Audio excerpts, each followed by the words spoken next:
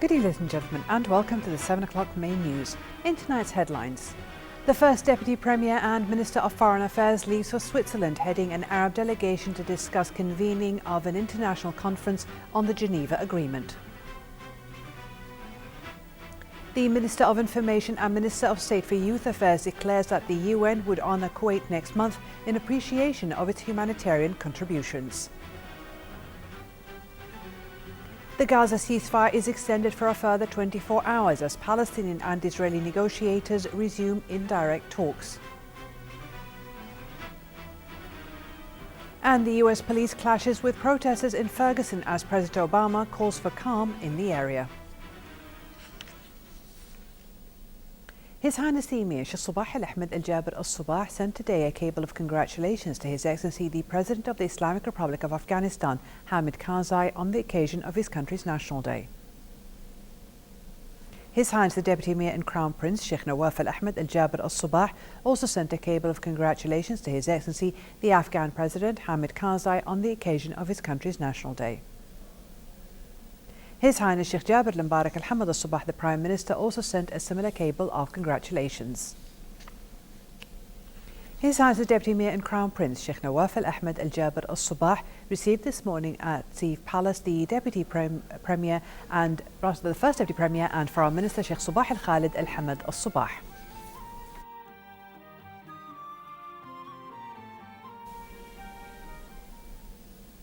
The First Deputy Premier and Minister of Foreign Affairs, the representative of the current presidency of the Arab Summit, Sheikh Sabah Al-Khalid Al-Hamad Al-Sabah, left Kuwait for Switzerland today, heading an Arab delegation to discuss the possibility of holding an international conference for the Geneva Agreement in an effort to protect the civilians from Israeli aggression on the Gaza Strip.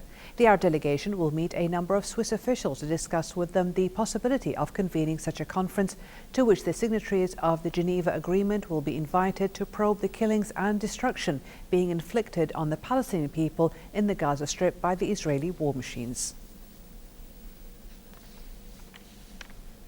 Kuwait and its partners in the humanitarian relief work celebrate today the International Day of Humanitarian Actions, which was set by the United Nations on the 19th of August every year. In a statement to the press, the Minister of Information and Minister of State for Youth Affairs, Sheikh Salman Sabah Al-Sam Mahmoud Al-Sabah, said the United Nations had named the State of Kuwait as an international humanitarian centre and named His Highness the Emir, Sheikh Sabah Al-Ahmed Al-Jaber Al-Sabah, a humanitarian leader. Sheikh Salman Al-Mahmoud said the United Nations would honour the State of Kuwait as represented by His Highness the Emir next September in a ceremony to be held at the UN headquarters in New York in recognition and appreciation of the great and distinguished humanitarian role being played by the State of Kuwait.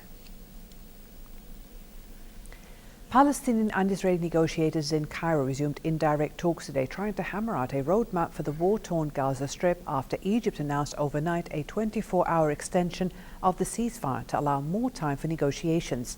The Gaza ceasefire was extended for a further 24 hours after talks in Cairo, with Palestinian officials saying that there has been no progress on reaching an agreement with Israel. After the ceasefire was announced, Israeli Prime Minister Benjamin Netanyahu said his forces would hit back hard if the Palestinians resumed rocket fire. Our correspondent in Gaza, Majd Al-Wahidi, has more details in the following report. Another extension of a 24-hour truce between Israelis and Palestinians. This comes amid resultless efforts to lift the Israeli-Egyptian blockade and put an end to Israel's third war in Gaza. However, since the round of negotiations began, the gaps have opened wide between both sides. Palestinian officials say there has been little progress so far. It's a very critical situation. Palestinians looking and focusing their eyes for Cairo about the negotiation between the Palestinians and the Israelis under the sponsorship of Egyptian government. And they hope to end the Israeli assault and aggression and open the border and breaking the siege in order to involve and to start hardly for reconstructing of Gaza in order to achieve sort of hope to the Palestinians after this massacre conducted by the Israeli government. But for Tel Aviv regime, disarming Gaza is essential for any agreement, and for most Palestinians, this is not acceptable as long as there is an Israeli siege and occupation. الاحتلال الإسرائيلي يريد The رفع Israeli occupation wants to disarm the resistance factions, but this is impossible. We will not accept any initiative for agreement with Israel under such condition. For us, the weapon is a red line. Also, the construction of seaport and airport are not demand but human rights. The enemy should recognize this. The conditions of the Palestinian delegation are clear: opening of Gaza's crossings, facilitating the freedom of movement and goods, ending the Israeli naval blockade, and stopping the administrative detention policy. Other major issues, such as airport and seaport, are being put off for future discussions. People here fear that the current negotiations may fail to guarantee an end to future atrocities against innocent civilians who are caught up in the middle of the conflict. Majlou Hadi, Kuwait TV, Gaza. As the end of the latest Israel-Palestinian ceasefire looms and as negotiations continue in Cairo, Chief Palestinian negotiator Saeb Erekat met the Russian Foreign Minister Sergei Lavrov in Moscow. During the meeting, Lavrov vowed to assist the Israeli-Palestinian truce talks, saying that he found the situation in Gaza very disturbing and promising to actively assist in finding a stable, long-term solution for a truce in Gaza. Faisbat Erekat said that he and the officials in Egypt would undertake all possible efforts to achieve a truce and end the blockade of Gaza. The United States said that it had completed the destruction of the deadliest chemical weapons in Syria's arsenal a year after Syrian President Bashar al-Assad used sarin gas to kill more than 1,000 people in a Damascus suburb. US President Barack Obama said the destruction of the weapons several weeks ahead of schedule advances the collective goal to ensure that the al-Assad regime cannot use its chemical arsenal against the Syrian people and sends a clear message that the use of these abhorrent weapons has consequences and will not be tolerated by the international community. Syria still faces a mandate to destroy its chemical weapons production facilities, as the Organization for the Prohibition of Chemical Weapons recently reported the use of chlorine gas in areas where opposition to the government remains strong. Meanwhile, the U.S. Federal Aviation Administration has barred all American airlines from flying over Syria, saying the ongoing conflict poses a serious potential threat. Security forces in Iraq stepped up their attacks against the militants after ousting them from the country's largest dam with U.S. support.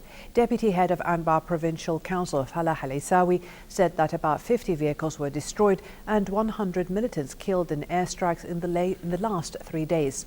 Iraqi forces, along with Kurdish fighters and U.S. fighter jets, also started an offensive against the militants in Tikrit, north of Baghdad, using heavy artillery and helicopters.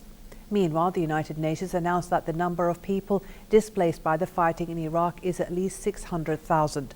Tens of thousands of people fled earlier this month when militant groups captured the town of Sinjar near the Syrian border. Authorities in Pakistan beefed up security in the capital after thousands of protesters demanding the Prime Minister step down vowed to march on Parliament. The demonstrators, who have camped out in Islamabad in 2 rallies since last week, are demanding that Prime Minister Nawaz Sharif step down over alleged vote rigging in the 2013 parliamentary elections. The rallies are led by cricket-turned-politician Imran Khan and fiery cleric Tahir al-Qadri, who have vowed to keep up the sit-ins until Sharif resigns. The Islamabad rallies come as Pakistan's military is waging a major operation against local and foreign militants in the North Waziristan tribal region bordering Afghanistan. The military said it carried out multiple airstrikes earlier in the day in the Khyber and North Waziristan tribal region that killed 48 militants.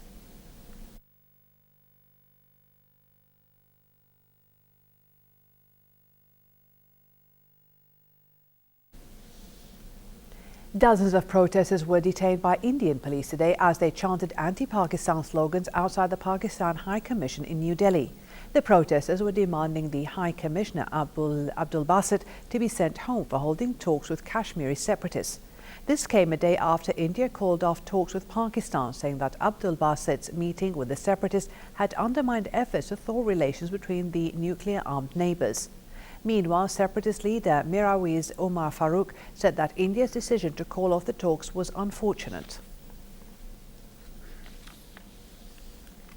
Ukrainian authorities in Kiev said today that Ukrainian forces have recaptured parts of the rebel-held city of Luhansk near the Russian border, and a fierce battle is taking place on city streets, including the city centre.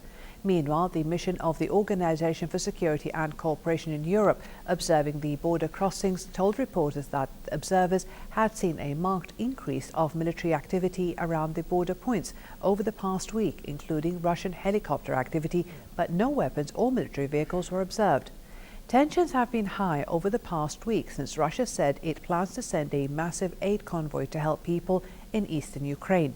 The International Committee of the Red Cross, which is expected to take responsibility for the convoy when it enters Ukraine, was still waiting for security guarantees from all sides.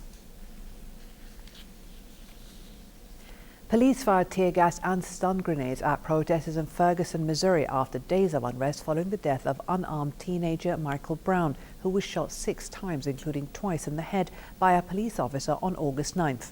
The police action came after hours of street protests that were tense but mostly peaceful. At least 4 people were arrested. The governor of Missouri had lifted a midnight curfew that was in place over the weekend, but police were asking protesters to disperse and implemented the National Guard. The National Guard deployment was the latest step by authorities to end the looting and burning of stores that have punctuated protests.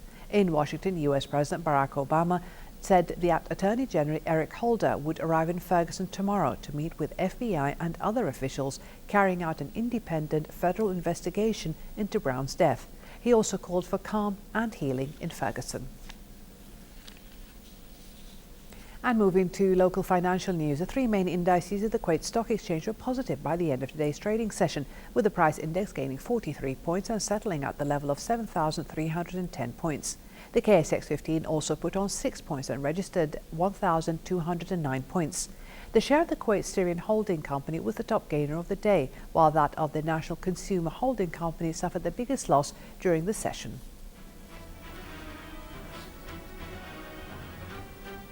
For a chance to see our reports again, please visit our YouTube channel at MOI Kuwait News. And to recap tonight's news, here are the headlines once again. The first Deputy Premier and Minister of Foreign Affairs leaves for Switzerland, heading an Arab delegation to discuss convening of an international conference on the Geneva Agreement.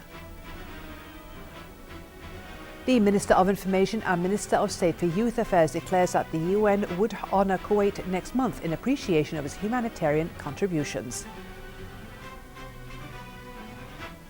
The Gaza ceasefire is extended for a further 24 hours as Palestinian and Israeli negotiators resume indirect talks.